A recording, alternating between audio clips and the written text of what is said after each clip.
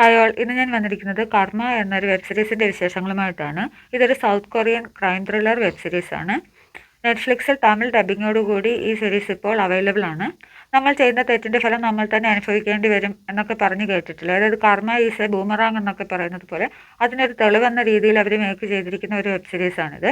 മൊത്തം 6 എപ്പിസോഡാണുള്ളത്. 15 മിനിറ്റ് മുതൽ 1 മണിക്കൂർ വരെയാണ് ഓരോ എപ്പിസോഡിൻ്റെയും ഡ്യൂറേഷൻ വരുന്നത്. 6 പേര് ഉണ്ട് മെയിനായിട്ട് ഇതിൽ. ആ 6 പേരുടെയും ലൈഫ് ഒരു ഇവൻ്റോട് കൂടി എങ്ങനെയാണ് തമ്മിൽ കണക്റ്റ് ആകുന്നത് എന്നൊക്കെയുള്ള കാര്യങ്ങളാണ് ഈ സീരീസിൽ മുഴുവനായി പറഞ്ഞിരിക്കുന്നത്. സീരീസിൻ്റെ തുടക്കത്തിലൊരു തീപിടുത്തമാണ് കാണിക്കുന്നത്. അതിൽ നിന്ന് ഒരാൾ മാത്രമേ രക്ഷപ്പെടുന്നുള്ളൂ. ഒരാൾ രക്ഷപ്പെടുന്നുണ്ടെങ്കിൽ അയാളുടെ അവസ്ഥ വളരെ ഗുരുതരമാണ്. ആ രക്ഷപ്പെടുന്ന ആളുടെ പേര് പാർക്ക് എന്നാണ്. ഈ പാർക്കിന് ട്രീറ്റ്മെൻറ്റ് കൊടുക്കാനായിട്ടൊരു ഡോക്ടർ വരുന്നുണ്ട്. പാർക്കിനെ കാണുമ്പോൾ ആ ഡോക്ടർ വല്ലാത്തൊരു ഞെട്ടൽ ആ ഡോക്ടറിൽ ഉണ്ടാകുന്നുണ്ട്. എന്താണ് ഈ ഡോക്ടറും പാർക്കും തമ്മിലുള്ള ബന്ധം എന്നുള്ളത് സീരീസ് കണ്ടു തന്നെ മനസ്സിലാക്കുക.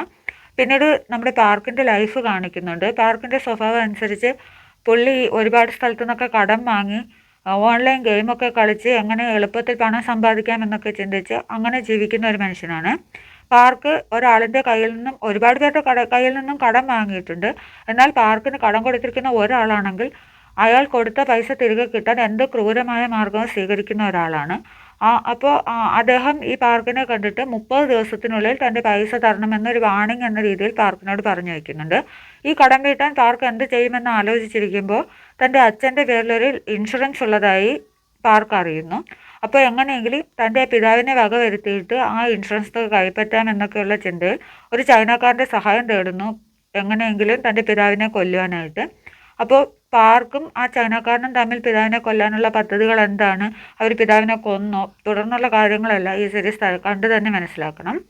ഓരോ എപ്പിസോഡിലും ഓരോ മെയിൻ ക്യാരക്ടേഴ്സ് ഉണ്ട്. ആ ഓരോ എപ്പിസോഡിലും ആ ഓരോ ക്യാരക്ടേഴ്സിൻ്റെ ഇൻട്രോയൊക്കെ വേറെ ലെവലാണ്. അടിപൊളിയായി അവർ മേക്ക് ചെയ്തിട്ടുണ്ട്.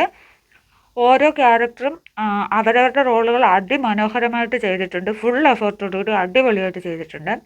അൺപ്രഡിക്റ്റബിൾ സീൻസ് ഒരുപാടുണ്ട് ഇതിൽ. നമുക്ക് അടുത്തത് ഇതായിരിക്കുമെന്ന് പ്രതീക്ഷിച്ച് കാണാൻ. നോർമലി നമ്മൾ എന്ത് കണ്ടാലും നമുക്ക് സിനിമ ആയാലും ഒരു സീരീസ് ആയാലും കാണുമ്പോൾ അടുത്ത് ഇതായിരിക്കുമെന്ന് ആ ഒരു സ്റ്റോറിയുടെ ഫ്ലോ കാണുമ്പോൾ മനസ്സിലാകും. പക്ഷേ ഇതിൽ നമുക്ക് അങ്ങനെ പ്രഡിക്റ്റബിളായിട്ട് കാണാൻ പറ്റത്തില്ല. പിന്നെ അഡൽട്ട് കണ്ടൻറ് ഉണ്ട്, ബ്ലഡ് കണ്ടൻറ് ഉണ്ട്, ചീത്ത വാക്കുകളൊക്കെ ഉപയോഗിച്ചിട്ടുണ്ട്. അതുകൊണ്ട് കുട്ടികളൊന്നും കാണാതിരിക്കുന്നതാണ് നല്ലത്. ഇത് സ്ട്രിക്ട്ലി 80+ കണ്ടൻ്റ് ആണ്. ഈ വെബ് സീരീസ് ക്രൈം ത്രില്ലറൊക്കെ ഇഷ്ടപ്പെടുന്നവർക്ക് കാണാം. നിങ്ങൾ ആരെങ്കിലും കണ്ടവരുണ്ടെങ്കിൽ അഭിപ്രായം പറയുക. കാണാത്തവരുണ്ടെങ്കിൽ കാണാൻ ശ്രമിക്കുക. അടുത്ത വീഡിയോയുടെ വിശേഷങ്ങളുമായി വീണ്ടും കാണുന്നത് വരെ ബൈ ബൈ.